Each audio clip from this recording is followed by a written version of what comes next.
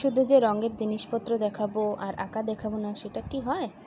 তো আজকে হচ্ছে আমি আরেকটা শাড়ি আমার ঘরেই ছিল, সেই শাড়িটা ভাবলাম যে একটু আঁকা আঁকি করি, দেখি কেমন হয় আমার তৈরি রং করা দিয়ে। তো আজকেও আবার আরেকটা ভিডিও নিয়ে চলে আসলাম। তো নমস্কার সবাইকে, কেমন আছেন সবাই? আশা করি সবাই অনেক অনেক বেশি ভালো আছেন, আমরাও ভালো আছি। তো আমি রংটা হচ্ছে কালকে তৈরি করেছিলাম, একটা জুয়েলারি বানিয়েছিলাম, আপনাদের সাথে শেয়ার করেছি অলরেডি। তখন হচ্ছে ভাবলাম যে আমি শাড়িটা শুরু যখন করেছি তখন শেষটাও করি, তো তাই আমি আঁচলটা করছি শাড়ির, তাই একটু ঘন ঘন করে ফুল দিচ্ছি। যখন ভিতরে দেব তখন হচ্ছে আবার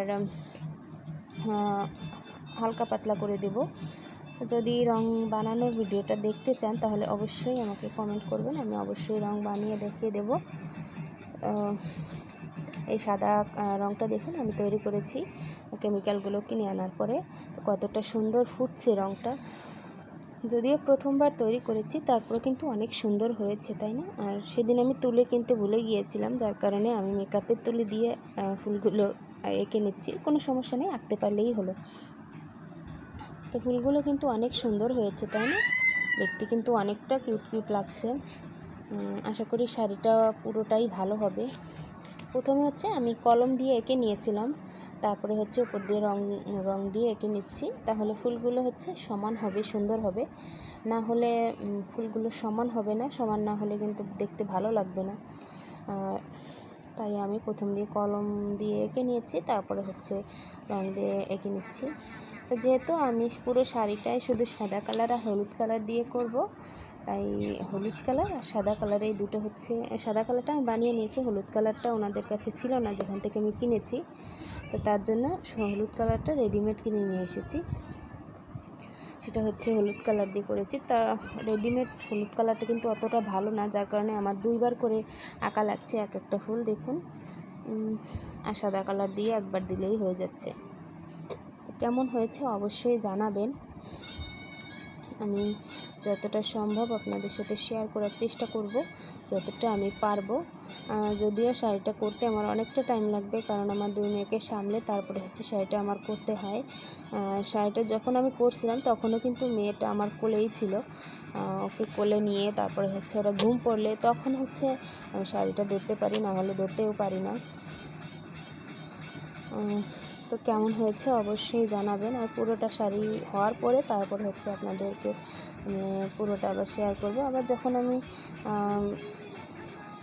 আঁকবো, যেহেতু আমি সব জায়গায় একই ধরনের ফুল দিব, তাই শাড়িটা আর আপনাদের সাথে তেমন শেয়ার না করলেও হবে। যখন আমি আবার নতুন কোনো শাড়িতে কাজ করব তখন অবশ্যই জানাবো আর দেখাবো।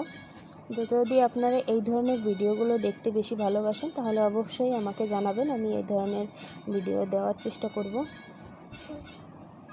আর যেহেতু কেমিক্যালগুলো কিনেছি, রং কিনেছি, কাজ তো অবশ্যই আমি করব, তখন শেয়ার করব। যার কারণে আপনারা একটু জানাবেন যে আপনাদের কেমন লাগে এই ধরনের ভিডিও।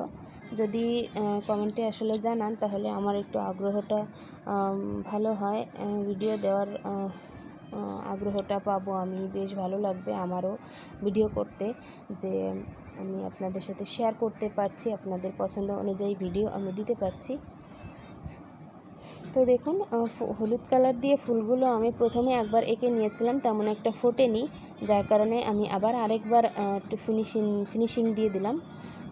আসলে হলুদ কালারটা ওনারা তো আমি যেরকম কালারটা একটু গাঢ় করেছি, ওনারা কিন্তু অতটা গাঢ় করে না, ওনারা তো কোনো মতে করেই দিয়ে দেয়। আসলে অত পাতলা কালার ব্লক প্রিন্ট করতে ইউজ করা হয়, কিন্তু হ্যান্ড প্রিন্ট করতে কালারটা একটু গাঢ় লাগে, নাহলে কালারটা কিন্তু ফুটতে চায় না।